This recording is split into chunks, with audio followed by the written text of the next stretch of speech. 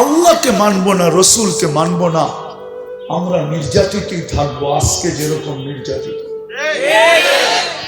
আমরা শুধু নির্যাতিত সংখ্যার কারণ না, 200 কোটি মুসলমান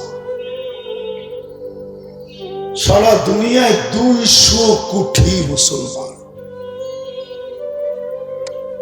একটা কথা লেখা রাখো, সারা দুনিয়া লড়ে শুধু অস্ত্রের জোরে। কিসে? মুসলমানের কাছে দুটা শক্তি আছে, দুটা। কয়টা? কয়টা? কয়টা? একটা, অস্ত্র থাকুক আর না থাকুক, আমি যে মুসলমান, ভিতরে যে একটা ইমানের ছোট একটা কয়লাও যদি থাকে, ওই আগুন দুনিয়ার কারো ভিতরে নাই। মুসলমান লড়ে ওই ভিতরের আগুন দিয়া, ওই আগুন কারো কাছে নাই। মুসলমান জানে, মুসলমান জানে, সারা দুনিয়া জানে আমি মরলে শেষ, মুসলমান জানে আমি মরলে জান্নাত। মুসলমান জানে আমি বাঁচলে গাজী। মুসলমানের মতো এত বড় আশা কারো কাছে নাই। উচিত ছিল তোমার আমার নির্যাতিত আজকে কেন? সংখ্যায় তো 200 কোটি। বাকিগুলা দেখানোর সময় আমার কাছে নাই। একটুটুক বলি, লেখা রাখো তোমরা আমার কথা। দুনিয়ার 70%, 70% সম্পদ সর্বদিক দিয়ে 70% সম্পদ আল্লাহ মুসলমানের পায়ের নিচে রাখছে। মুসলমানের পায়ের নিচে 70% সম্পদ মুসলমানের পায়ের নিচে। লেখা রাখো, নেটে সার্চ দিয়ে দেখো। দুনিয়া আমার কথা সত্য বলবে, গুগল আমাকে সত্যবাদী বলবে, গুগল বলবে রাইট। 70% সম্পদ মুসলমানদের পায়ের নিচে। দুনিয়ার সবচেয়ে বড় টাকা মুসলমান, দুনিয়ার সবচেয়ে বেশি পরে খায় মুসলমান। হ্যাঁ, সত্য তো? হ্যাঁ, আজকেও শুধু নামের উসিলায় সবচেয়ে বেশি সুখী মুসলমান। আজকেও তুলনামূলক সারা দুনিয়ার দিকে তাকাইলে, আমরা তো সদরঘাটের কাছে থাকি, বাদামতলি থাকি, মাঝে মাঝে দেখা হয়, দেখি 2টা আপেল, 2টা কমলা, 4-5টা আঙ্গুর, এরকম এক একটা ফলের থেকে 2-4টা কিনা কিনা পটলা বাঁধে। যদি জিজ্ঞাসা করি তুই 2টা কিনলি কেন?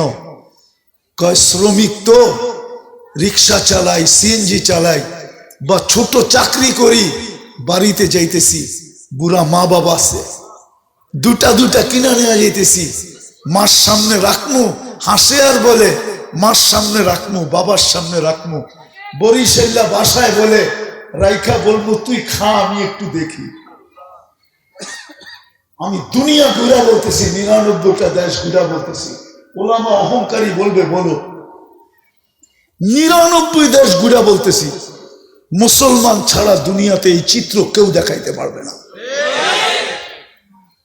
একমাত্র মুসলমান দেখাইতে পারবে, দুনিয়া কেউ দেখাইতে পারবে না।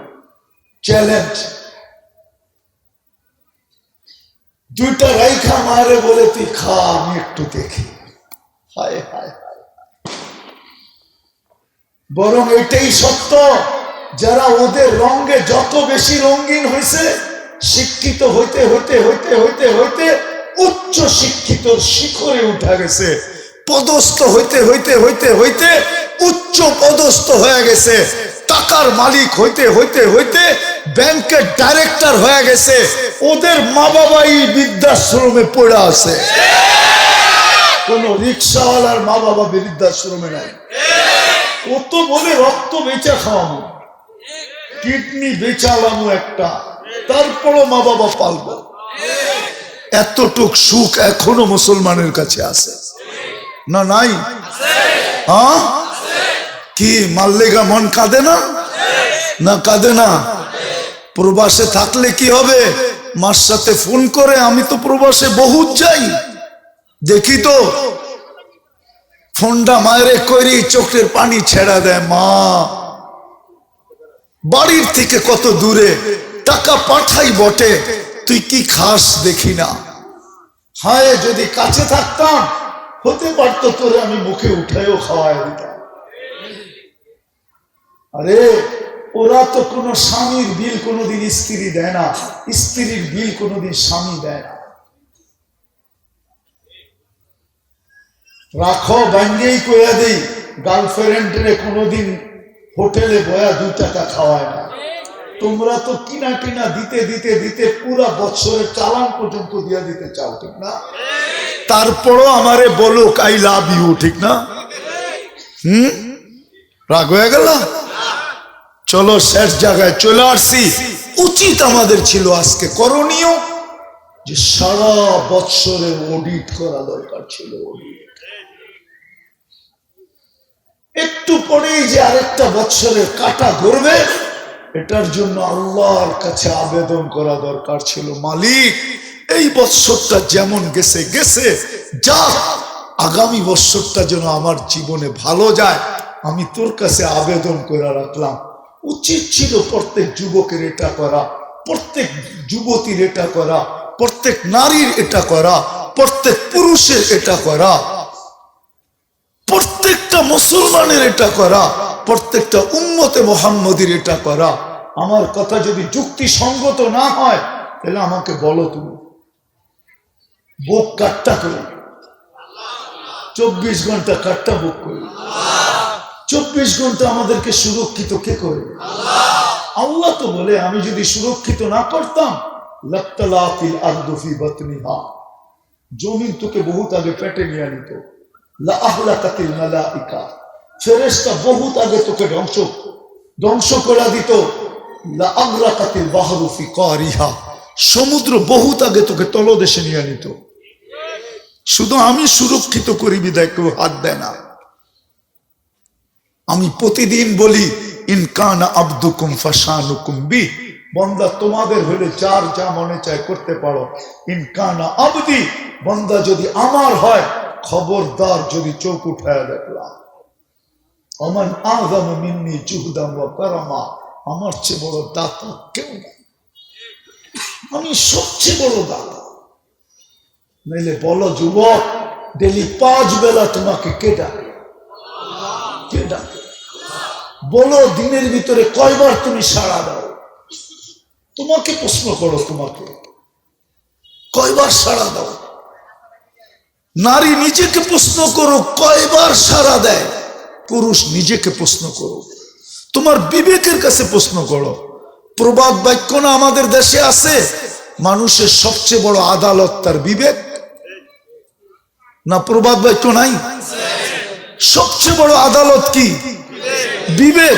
তুমি তোমার বিবেকের কাছে প্রশ্ন করো না যে আল্লাহ ডেলি 5 বার ডাকলো, মাসে 150 বার ডাকলো, 1 বছরে আমাকে 1800 বার ডাকলো, আমি কয়বার সাড়া দিলাম? কয়বার চিৎকার দিয়া অফিস ফ্যাক্টরির থেকে বাহির হলাম, আল্লাহ আমি উপস্থিত উপস্থিত উপস্থিত। কয়বার আমি মসজিদের দিকে দৌড় দিলাম, কয়বার মা বোনরা জায়নামাজের দিকে গেল। উচিত তো ছিল আজকে অডিট করা। আবারও বলতেছি, অডিট হয়তো আমাকে শূন্যতা দেখাইতো যে আমি কিচ্ছু করতে পারি নাই, তাইলে তো একটা চিৎকারই যথেষ্ট ছিল, হায় 1টা বছর কেটে গেল, আমি কিচ্ছু করতে পারলাম না, না জানি আল্লাহর কাছে আমার কি ঘটবে, না জানি কি অবস্থা দাঁড়াবে। আমি তো হাদিসে কুদসি দিলাম, আল্লাহ তো বললো তুই ডাক দিতে দেরি, আমি দয়ার চাদর দিয়ে তোকে রেজার চাদর দিয়ে ডাকতে দেরি করি না, মাগফিরাতের ভিতরে ডুবাইতে দেরি করি না, ছুটা এসে তোকে সান্ত্বনা দিতে দেরি করি না। লা তাহসান, চিন্তার কোনো কারণ নাই। গফারতু লাকা যুনুবা ওয়াল আওসার, তোর গুনাহ খাতা মাফ করে দিলাম। ওয়ালি আজলিকা সাম্মাইতু নাফসি আল আজিজুল গফফার, তোর জন্য আমি আজিজুল গফফার। কথা কি বুঝাইতে পারলাম? হ্যাঁ, উচিত ছিল না? ছিল না? হ্যাঁ, কিন্তু আমার জাতি আজকে করবে কি?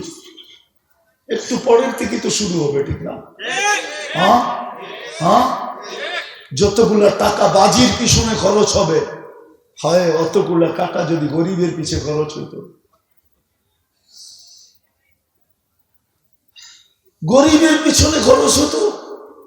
মা বাবা যদি সন্তানকে একটু বুঝাইতো, মা বাবা তো বুঝায় না, নাহলে সন্তান টাকা পায় তো পায় কোত্থেকে? সে বাজি কিনলো তো কিনলো কোত্থেকে? হ্যাঁ, লক্ষ লক্ষ টাকার বাজি। ও মেরে দোস্ত, সর্বশেষ কথা, আল্লাহকে নারাজ করে বেশি দিন পারবে না টিকতে। ঢাকায় একটা শব্দ আছে, বুঝবা তোমরা? বলবো? ঢাকায়রা বলে সবার লোকে পাঙ্গা লওয়া ঠিক না। পাঙ্গা বুঝো? সবার সাথে প্রতিযোগিতা নেওয়া ঠিক না, সবার সাথে ঝগড়ায় জড়ানো ঠিক না। আল্লাহ আল্লাহ 2014-তে দেখায় দিছিলেন আল্লাহ, 31st নাইটের পরের দিন 7.8 ভূমিকম্প আসছিল বাংলাদেশে। খোদা না খাস্তা যদি আল্লাহ নারাজ হয়ে গেল, ওই সময় কোনো বিপর্যয় ঘটে নাই, ভূমিকম্পের মাত্রা বড় হওয়ার কোনো প্রয়োজন নাই, শুধু প্রয়োজন হলো আল্লাহর ইচ্ছার প্রয়োজন। এক মাত্রায় ভূমিকম্প আসবে, এক মাত্রায়, আর মাটির সাথে মিশায় রেখা চলে যাবে। নাইলে আমাদের দেশে 7 পয়েন্ট আসলো, কিছুই তো হইল না। কিন্তু কয়েকদিন আগে মরক্কোতে আসছে 6.3, না জানি 5। পুরা মরক্কোকে কিয়ামত পর্যন্ত মনে রাখা চলে গেছে। পাওনায় পত্রিকায়, পাওনায় নেটে, পাওনায় মিডিয়ায়। মাত্রা বড় হওয়ার দরকার না যে 10 নম্বর আসতে হবে, 20 নম্বর আসতে হবে। আমার কথা লেখা রাখো, 1 নম্বর আসবে। 10 না 20 না 5 না 7 না, 1 নম্বর আসবে, শুধু 1 নম্বরের ধাক্কা। আমার আল্লাহ যদি চায় সব মাটিতে মিশায় রেখা চলে যাবে। কোন থানায় কেস দেওয়ার ক্ষমতা নাই তোমার। না পুলিশ নিয়ে আসবা, না র্যাব নিয়ে আসবা, না বিজেপি নিয়ে আসবা, না সেনাবাহিনী আসবা, না তোপ কামান উপরের দিকে মুখ করে মারতে থাকবা যে মিশায় চলে গেলেন কেন? আল্লাহ আল্লাহ আল্লাহ আল্লাহ আল্লাহ আল্লাহ আল্লাহ আল্লাহ। নারাজ করো না আর আল্লাহকে। চলো, যদিও আমরা করি না, অডিট করি না, চলো এই মুহূর্তে আল্লাহর কাছে মাপ চাই। যাবে? কে কে চাইবেন মাপ? দেখি তাহলে বলেন, আল্লাহ অডিট করি না, আমরা ভুল হয়ে গেছে, আপনি আমাদেরকে মাফ করে দেন। সামনের বৎসরটা যেন আমাদের ভালো কাটে। আল্লাহ, আমরা ওই গুনাহ আর করবো না যে গুনাহ অতীতে করছি। নামান যদি দিলের থেকে পাক্কা হন তাহলে মাফ হয়ে গেছে। আল্লাহ এই উম্মতকে মাফ করার জন্য, আরে আপনারা বুঝবেন কি বুঝবেন না জানি না, দেখি বুঝে আসে কিনা। একটা উদাহরণ হাদিস থেকে দিয়ে দেখি। হায়, এই উম্মতের জন্য আল্লাহ কতটুকু ভালোবাসা রাখে। রাতের 3 ভাগের 1 ভাগ অতিবাহিত হইতে মাত্র 25 মিনিট বাকি আছে। 25 মিনিট 3 ভাগের 1 ভাগ অতিবাহিত হইতে। 3 ভাগের 1 ভাগ যখন অতিবাহিত হবে, তো আল্লাহ প্রথম আকাশে আইসা এই উম্মতকে ডাকতে থাকে, হালমি মুস্তাগফির ফাগফির আলা। কে আসিস মাপ চাবি, আমি মাফ করব। কে আসিস মাপ চাবি, মাফ করব। আমি প্রথম আকাশে তোর মাথার উপরে চলে আসছি, তোর বাড়ির ছাদের কাছে চলে আসছি, তোর বাড়ির কাছে চলে আসছি। কতটুকু ভালোবাসা। বিদায় সবার কাছে হাত জোর দরখাস্ত, এইখানে যারা যুবক আছে, আমার কথা যতদূর পর্যন্ত শোনা যাইতেছে, আজকে আমরা ওই দৃশ্য আর চিত্রায়িত করব না যেটা অতীতে আমরা 31st নাইটে করতাম। করব? কে কে করবো না দেখি? ওয়াদা, কিন্তু ওয়াদা পাক্কা না মান। আমি কি বুঝাইতে পারলাম? আজকে আল্লাহর কাছে চাবো, আল্লাহর কাছে চাইতে থাকবো। আল্লাহ হুজুরে নিয়ে আসে, আল্লাহর কাছে চাইতে থাকবো, আল্লাহর কাছে চাবো। আমরা চাবো তো। সর্বশেষ দুটা কথা বলবো। মাদ্রাসাকে আপনাদের ছেলেরা ছড়ানো ছিটানো আছে, পুরা স্টেজে আছে, ছিটানো আছে ময়দানে। দুটা কথা বলবো। আজকে 31st নাইট বলে যে ফিলিস্তিনের মৌত থেমে থাকবে এরকম না। আজকে রাত্র 2-300 মারা যাবে।